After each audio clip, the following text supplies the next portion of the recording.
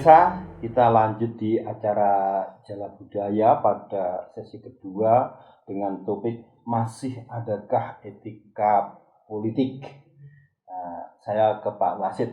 Silakan Pak Wasid dilanjut tadi tentang pemilih yang cerdas dan itu memang masih menjadi PR ya Pak Willem. Jadi kita merasakan transisi demokrasi kita itu yang kita rasakan bersama kan pasca reformasi, pasca Orde Baru runtuh, kemudian muncul era yang namanya reformasi. Sistem bagaimana memperoleh pemimpin kita juga berbeda jauh. Kemudian itu yang namanya kita sebut dengan transisi demokrasi kita. Nah, pemilih itu juga menjadi bagian penting dari siklus bagaimana mendapatkan pemimpin itu. Kalau tadi kita singgung bersama tentang pemilih cerdas, artinya kita itu masyarakat juga punya bagian kewajiban untuk bisa mengklasifikasi jauh-jauh hari tentang pemimpin yang baik itu seperti apa. Kita ngomongin kan berarti proses itu. Ya. Terus nanti ada bagiannya juga dari yang namanya partai politik juga harus menyiapkan kader yang bagus juga. Tetapi masyarakat di sini kan juga selain wajib untuk mengetahui dan kemudian memilah dan memilih tadi, tapi juga bisa mempelajari juga track record. Artinya memilih itu bukan hanya saat di TPS saja, tapi prosesnya panjang. Bagaimana misalnya kita terakhir kemarin 2019 ya misalnya untuk pemilu, atau pilkada kita 2018 untuk Kota Madiun misalnya. Dari sekarang sampai 2024 kita harus peka, harus mengikuti perkembangan sosial kemasyarakatan yang ada di sekitar kita. Seperti apa pemimpin-pemimpin yang kita pilih itu tadi. Hasilnya seperti apa, kebijakannya seperti apa, siapa saja yang terlibat, mana yang aktif, mana yang menghasilkan kebijakan yang kiranya berbeda dengan janjinya misalnya. Itu proses yang panjang. Bukan berarti kalau pemilu itu membebani masyarakat dalam konteks ini gitu. Tetapi bahwa itu karena kita juga hak juga gitu lah. Hak untuk memilih itu sama ekuivalen dengan hak untuk menentukan pemimpin yang baik juga kan gitu. Jadi mari bersama-sama kalau memang ingin kita belajar tentang bagaimana pemilu yang baik, ya monggo kita terbuka di kantor kami di Bawaslu Kota Madiun yang ada di Jalan Udo 1. Kita ada forum-forum diskusi seperti ini kan gitu ya. Jadi silakan datang ke kantor ataupun menghubungi, nanti kita bisa diskusi secara kelompok. Kita senang kalau anak-anak muda terutama gitu juga terlibat mengetahui hal-hal yang kiranya itu masih menjadi apa sih perlu nih tahu gitu ya. Tapi enggak, ternyata ya memang masing-masing punya peran di situ. Iya, terima kasih Pak Willem. Tadi disampaikan Pak Wasid bahwa pendidikan etika politik ini seperti apa yang jadi baik Pak. Jadi politik yang bermartabat itu kan dilakukan oleh manusia yang bermartabat ya. Nah, itu kan penting. Jadi untuk menjadi manusia bermartabat ini kan tidak bisa muncul sendiri dengan sendirinya, Pak. Kita tidak bisa menghasilkan pemimpin yang jadi. Jadi untuk jadi pemimpin yang baik itu ya orang harus melalui satu proses. Makanya pendidikan politik yang namanya pengkaderan politik melalui partai politik atau melalui ormas-ormas kemasyarakatan itu memang perlu betul-betul digalakan. Sehingga orang sebelum terjun sungguh-sungguh masuk dalam dunia politik mempunyai pemahaman yang sangat baik tentang politik. Dia masuk politik untuk apa? Masyarakat. Berpolitik untuk apa? Tujuan apa berpolitik? Itu dia paham.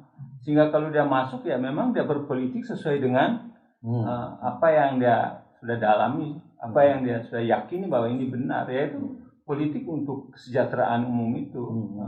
Jadi itu good common itu yang ya common good itu yang itu ya itu menjadi intisari dari kehidupan politik. Jadi pengkaderan itu kembali pada pengkaderan. Sekarang itu kita juga lihat partai-partai politik ya, banyak juga ya kader-kader partai politik terlibat dalam korupsi seperti yang Pak Wasid katakan.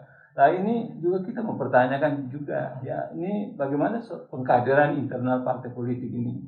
Apakah dijalankan secara benar sungguh-sungguh atau bagaimana? Karena ya kalau korupsi, pelaku-pelaku politik tetap melakukan dengan korupsi itu menjadi tanda tanya yang sangat besar ya tentang keseriusan dalam pengkaderan ini. Ya, kalau pengkaderan lemah maka kita juga tidak akan bisa mendapatkan pelaku-pelaku politik yang bermartabat, yang bagus. Jadi kembali betul kepada pendidikan politik yang benar-benar baik. Kalau dalam prakteknya untuk mahasiswa sendiri, tadi Pak Wasid kan pernah mengungkapkan bahwa Bawaslu itu membuka untuk pendidikan politik yang beretika. Itu di mahasiswa bagaimana Pak? Ya dalam skup mahasiswa Bapak ya gitu. Kalau kita di sana itu ya kita sangat menekankan pendidikan multikultural. Itu menjadi payung studi, payung kajian di STKIP Widyayuwana. Jadi ini kita terus mendorong mahasiswa untuk menghargai nilai-nilai kemajemukan itu ya, seperti sebagaimana yang diajarkan oleh Pancasila. Nah, jadi kebetulan di STKIP Widyayuwana ini mahasiswanya itu datang dari sekitar 3 provinsi Pak. Jadi itu memang sangat plural sekali, multikultural, sangat multi. Karena itu memang kita mengembangkan sungguh-sungguh di sana karena kita pikir bahwa ini kesempatan yang baik kita menanamkan nilai kemenyebukan di sini karena mereka semua berkumpul di sini, kita ajarkan dan kita harapkan nanti mereka pulang juga bisa bekerja sama dengan semua lapisan golongan masyarakat untuk kebaikan kesejahteraan bersama. Ya, jadi kita latih, kita ajarin mereka bagaimana, dan itu kita terjunkan mereka ke lapangan ya, praktek-praktek di lingkungan, di stasi, di proki. Itu kita gandeng orang dari Jawa dengan orang dari Sumatera, Kalimantan, kita uploadkan bersama. Ya tidak bisa bersama satu suku, satu daerah tidak bisa. Nah, jadi itu salah satu bentuk konkret seperti itu ya. Lalu kemudian kita juga tetap melakukan seminar-seminar ya. Lalu kemudian publikasi-publikasi yang terkait dengan multikultural itu terus kita promosikan, kembangkan terus di sana. Jadi itu kita harapkan ya. Jadi kita harapkan output kita itu ya bisa lebih terbuka begitu ya, tidak boleh tertutup, menjadi inklusif ya. Inklusif untuk bekerja sama dengan setiap komponen masyarakat di mana mereka ada hidup, untuk bekerja untuk kesejahteraan, kemajuan masyarakat di mana mereka hidup. Itu yang kan masa depan Indonesia gitu. Kita harapkan seperti itu. Ya. Pak Wasid melihat enggak untuk anak-anak muda, terutama mereka yang terjun di dunia politik itu lebih memilih pragmatisme gitu? Nah, itu yang baru mau saya sampaikan tentang gap. Jarak antara apa yang sudah kita peroleh tentang pendidikan beretika di dunia politik dengan kenyataan. Kenyataan itu berarti kadang banyak yang memilih pragmatis karena perut mereka, akar mereka kurang kuat. Mungkin tidak mendapatkan nilai-nilai etika itu sejak kecil misalnya dalam keluarga, dalam lingkungannya, kemudian tidak mendapatkan kaderisasi dari organisasi misalnya, sehingga yang terjadi dalam yang sering ditanyakan juga ke kami tentang fungsi kami misalnya itu tentang bagaimana masih banyaknya praktek-praktek food buying atau masyarakat mengenalnya dengan politik uang. Nah, resiko dari pragmatisme itu tadi, baik yang calon maupun dari masyarakat sendiri. Karena apa? Masyarakat itu tidak punya atau tidak punya cara untuk melihat track record, atau mungkin malah tidak disediakan. Sengaja. Atau itu mungkin sengaja. Atau juga dari calon sendiri juga ketika mencalonkan itu niatnya bukan untuk mengabdi untuk kepentingan masyarakat. Gunung komunitas. Nah, itu apakah niatnya itu bisa sudah direncanakan jauh-jauh hari misalnya. Ada yang dalam waktu singkat tiba-tiba mencalonkan, atau karena modalnya punya tapi tidak punya nilai, dalam arti nilai-nilai yang diperjuangkan, sehingga ketemunya di pragmatisme tadi. Nah, yang kita selalu tekankan diopeni itu ya anak-anak muda ini. Kalau Pak William menjaga itu atau menginvestasi nilai-nilai itu melalui jalur pendidikan, kami itu di bawah itu menginvestasi juga ke anak-anak muda. Kami juga ada semacam yang kita sebut dengan kursus singkat, ada namanya sekolah kader pengawas partisipatif itu tadi. Karena di situ arahnya kepada pemilih cerdas tadi. Jadi si manusianya itu, si warga itu punya apa ya? Punya istilah jati diri, punya kebanggaan sebagai pemilih ya. Bukan hanya dihitung sebagai sekedar tercantum dan biddingan tadi. Habis itu tidak diperhitungkan. Kalau pragmatis ya ibaratnya, habis diberi setelah jadi ya udah, karena disitulah transaksinya kan. Tapi kalau dipahamkan betul di undang-undang itu namanya konstituen. Konstituen itu mengandung konsekuensi apa? Ya disitulah harus ada mekanisme pertanggungjawaban. Walaupun secara sistemnya sudah ada itu namanya riset dan sebagainya, tapi disitulah konstituen itu harus memperjuangkan nilai-nilai nagih. Gitu. Nagihnya itu bukan sesuatu yang material, tapi nilai-nilai tadi. Tanggung jawabmu mana nih setelah jadi? Ya. Dan dulu mensejahterakan di sisi mana?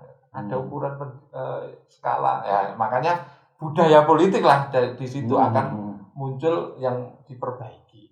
Diperbaiki akan meningkat kalau kita secara bersama-sama nih, dari elit, dari pemilih atau yang sudah setelah pasca pemilu menjadi masyarakat biasa. Masyarakat biasa berarti ya menjadi warga kota Madiun yang disitulah mekanisme menagihnya itu dengan berjumpa, dan siapapun yang terpilih itu juga harus membuka pintu untuk dialog, untuk diskusi, tidak merasa risih ketika dikritik misalnya kan seperti itu. Itu yang namanya budaya politik tidak canggung terhadap misalnya ketemu mahasiswanya Pak Willem atau teman-teman dari organisasi lainnya. Saya kira itu ini tanggung jawab bersama, dan saya kira dialog seperti ini perlu diseringkan di komunitas-komunitas ya, terutama di anak-anak muda. Gitu, Pak. Terima kasih Pak Willem. Ya. Tadi Pak Wasid menyinggung tentang pertanggungjawaban. Ini pernah terjadi memang anggota dewan mengundang konstituen hearing ya, jadi jajak pendapat di situ atau dengan pendapat itu. Tapi sepertinya yang saya lihat itu konstituen itu tidak memahami loh apa yang sudah diperjuangkan oleh wakil-wakilnya itu. Pendapat Pak Willem gimana? Apakah memang di situ yang pendidikan politiknya yang kurang buat masyarakat itu? Maka jadi memang itu berkaitan erat dengan pendidikan politik masyarakat. Ya. Jadi masyarakat kita juga kadang-kadang kita kurang memberikan pencerahan, pemahaman tentang politik, pemahaman tentang calon-calon yang baik itu bagaimana, ya apa yang harus dilakukan oleh pimpinan terhadap mereka, apa yang harus mereka tuntut dari pimpinan yang sudah mereka pilih. Ya. Kadang-kadang bertanya pilih begitu aja seperti itu, kita kembali pada politik di istana itu. Jadi mereka itu kan memilih karena barangkali karena diberi uang atau diberi sembako atau diberi apa. Jadi mereka itu ya sudah selesai sampai situ aja. Lalu kemudian memilih membuat untuk kami atau tidak itu kami tidak mau tahu. Jadi akhirnya kalau macam tadi kebetulan itu kan pemimpin yang baik ya Pak ya. Pemimpin yang baik dipilih, lalu dia ingin mempertanggungjawabkan dia punya janji-janji politik atau kinerja politik kepada masyarakat. Ketika dia omongnya masyarakat juga enggak merespon, nyambung. Karena masyarakat tidak mengerti, tidak tahu bahwa pemimpin ini sebenarnya untuk apa, dia dipilih ini untuk apa, tidak tahu. Itu berkaitan dengan pendidikan politik. Karena masyarakat kita tidak diajar bahwa pemimpin itu tugasnya apa, kalau saya pilih dia itu apa hak saya dan apa kewajiban saya dan apa hak dan kewajiban pimpinan itu dia tidak ngerti Pak. Jadi sudah yang punya selesai, ini namanya ritual aja pemilih datang, kalau memang saatnya pemilu ya orang suruh datang ya saya datang, senang kalau orang suka saya uang ya sedikit atau sembako sudah selesai. Sesudah itu dia juga tidak pernah berpikir Tapi ini sebenarnya sangat bagus. Politik yang jelek itu, politisi yang jelek itu ya senang kan dia memanfaatkan kebodohan ini untuk berbuat sesuatu sesuai dengan dia punya keinginan saja untuk kepentingan pribadi tanpa memperhatikan kepentingan masyarakat. Jadi memang pendidikan politik masyarakat kita juga harus ditingkatkan. Saya rasa di mana-mana, apalagi di daerah pedesaannya itu pendidikan politik itu sangat rendah, karena itu masyarakat sangat rentan untuk menjadi target dari money politik, ya, karena pendidikan politiknya sangat rendah, ya. Baik, nanti kita akan lanjut pada sesi ketiga. Seru. Pemirsa tetap dalam acara Jala Budaya.